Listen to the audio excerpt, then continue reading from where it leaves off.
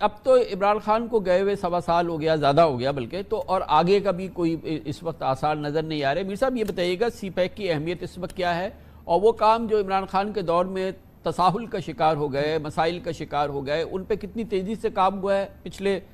جب سے ان کی رخصتی ہوئی ہے تقریباً 1.5 سال پہلے، اور آگے آپ کو کیا نظر آ رہا ہے سی پیک کی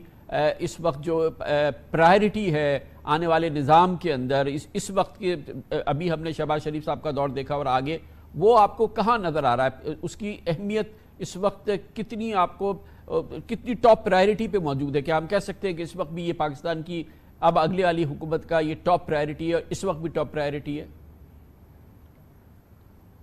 دیکھیں، ایک بات تو ہمیں یہ یاد رکھنے کی ضرورت ہے کہ جو عمران خان صاحب کے دور میں ایک فیز آیا تھا 1.5 سال کا، یہ وہ دور تھا جب سی پیک کے بارے میں یہ کہا گیا کہ یہ سلو ہو گیا۔ یہ وہ دور تھا جب پوری دنیا میں ایک بہت بڑی کرونا کی وبا پھیلی ہوئی تھی، یہ ایک پینڈیمک کا دور تھا، اور اس دور میں پوری دنیا میں کام بند تھا، اور اس کا اثر پاکستان میں بھی ہوا۔ پاکستان کی انڈسٹری، پاکستان کی اکانومی جو ہے اس پہ بھی اثر ہوا، اور اسی زمانے میں جو سی پیک کے پروجیکٹس تھے وہ بھی سلو ہو گئے۔ لیکن یہ میں اس رائے سے اتفاق نہیں کروں گا کہ جو پچھلی حکومت تھی تحریک انصاف کی، وہ کوئی سی پیک کے خلاف کوئی سازش کر رہی تھی یا اس کے خلاف کوئی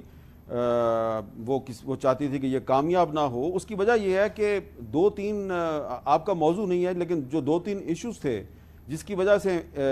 جو سابق پرائم منسٹر ہیں ان کے اور جنرل قمر جاوید باجوہ کے جو اختلافات تھے، اس کی ایک وجہ یہ بھی تھی کہ میں اس میں دوبارہ